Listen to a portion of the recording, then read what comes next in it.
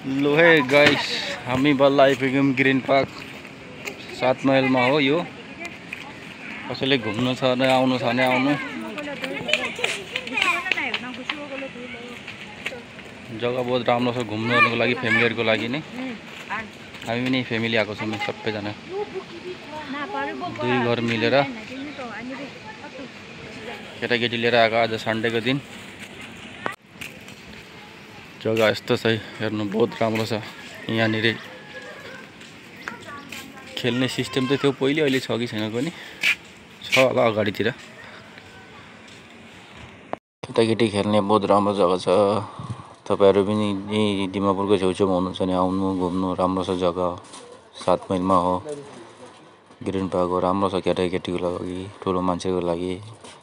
ठिकै खाना खानी बनाएर पनि, घरमा बनाएर पनि लगेर खान सकिन्छ। राम्रो छ, आउनु घुम्नु सबैलाई भनेको।